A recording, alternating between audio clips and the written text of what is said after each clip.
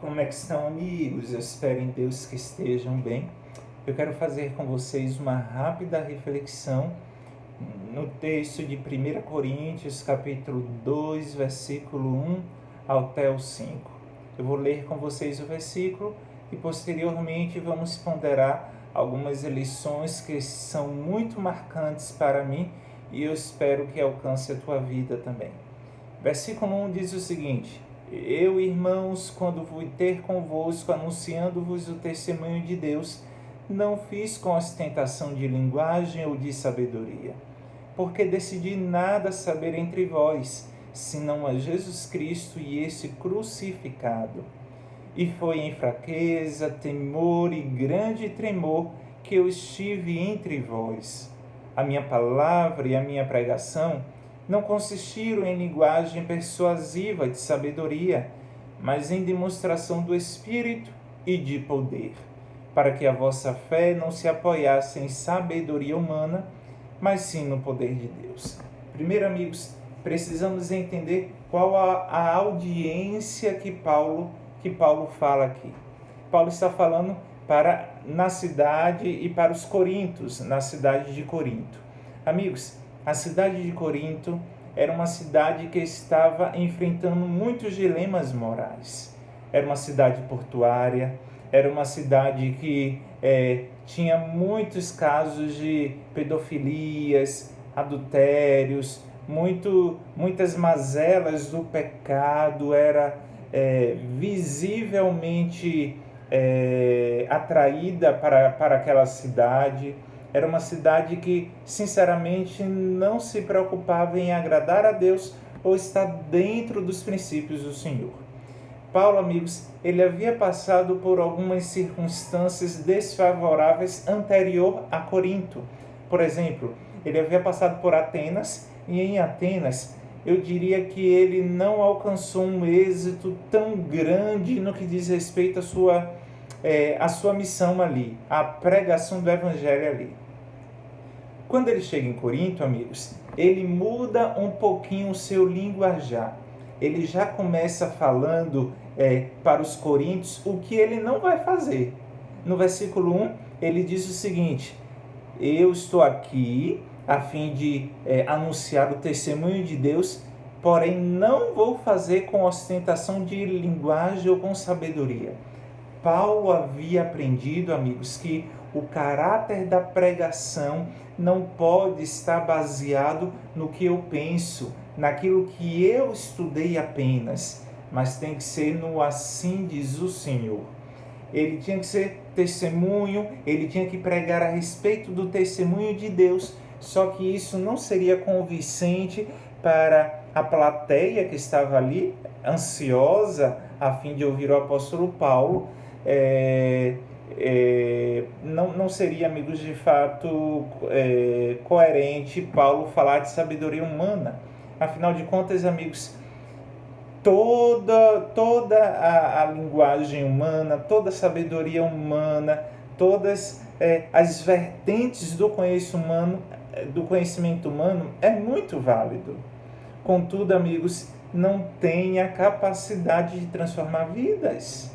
O único que pode transformar vidas, o único que pode fazer com quem fuma parar de fumar, o único que pode fazer com quem bebe parar de beber, o único que pode fazer com aquele que está no lamaçal de pecado ser restaurado à imagem e semelhança do Deus Todo-Poderoso é o Deus Altíssimo, é mediante as Sagradas Escrituras. E, amigos, a Bíblia Sagrada é o único livro que nos capacita, nos dá a oportunidade de lê-lo na companhia do autor. No versículo 2, Paulo ele aprofunda o caráter da sua pregação. E ele fala assim para os coríntios: olha, além de não usar ostentação humana, muito menos a sabedoria humana, porque por mais que seja importante, ela não é capaz de transformar vidas. A minha pregação vai consistir unicamente em Cristo.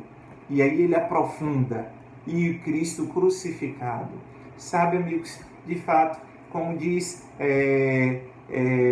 o texto bíblico, Cristo, ele A pregação dele de forma crucificada é poderosíssima. Afinal de contas, amigos, foi mediante a morte de Cristo que o bom Deus nos concedeu o direito à vida eterna. Afinal de contas, a morte de Cristo nos garante a justificação. Afinal de contas, é o nosso passaporte para a eternidade. E Paulo sabia, amigos, Paulo sabia desse poder. Amigos, afinal de contas, quando nós olhamos para nós, não há de fato nenhuma possibilidade de salvação. Mas quando nós contemplamos a Cristo e esse crucificado, não há possibilidade nenhuma de se perder. Portanto, Paulo sabia, amigos, que sabedoria humana não poderia levar o povo de Corinto ao arrependimento, mas ele tinha plena convicção de que a centralidade de Cristo e esse crucificado era a única coisa capaz que poderia possibilitar, potencializar uma mudança completa ali entre os coríntios.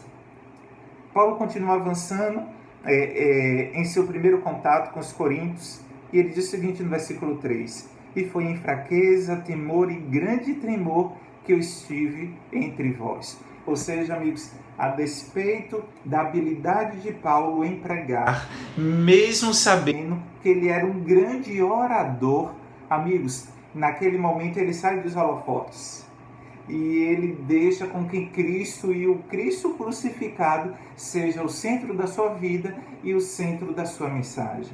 Amigos, precisamos nos sentir fracos, a fim de que estejamos cada vez mais dependentes do Senhor. Porque, amigos, quando somos fracos, aí sim Cristo nos faz fortes.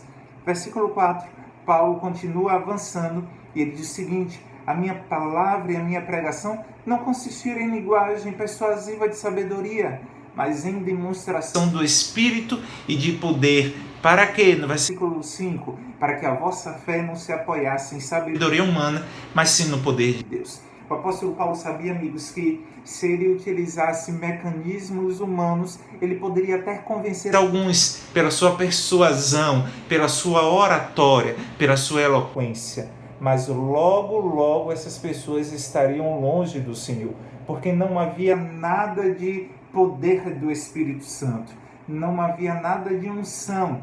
Quando, amigos, o ser humano utiliza apenas e tão somente sabedoria humana, eu penso, amigos, há muitas coisas falhas. O trabalho não é completo.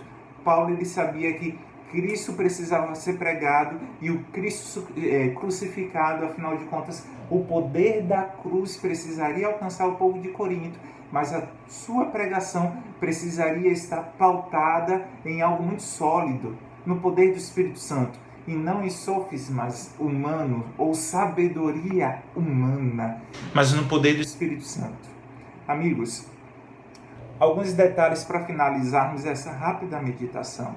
A primeira, amigos, é que Paulo reconheceu que, a despeito de toda intelectualidade e preparo que é necessário, é essencial, o ser humano, quando avança desprovido do poder do Espírito Santo, ele não consegue a vitória. Afinal de contas, o segredo do sucesso é o esforço humano. Preciso fazer minha parte, preciso estudar, mas tem que estar atrelado ao poder divino.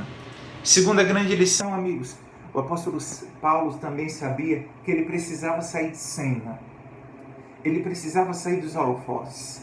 Afinal de contas, amigos, importa é que Cristo cresça e nós diminuamos. Amigos, não é eu nem você que somos a estrela desse evangelho.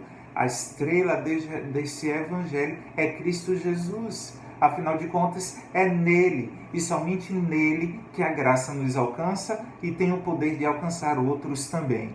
Por fim, amigos, não iremos muito longe sem o poder do Espírito Santo.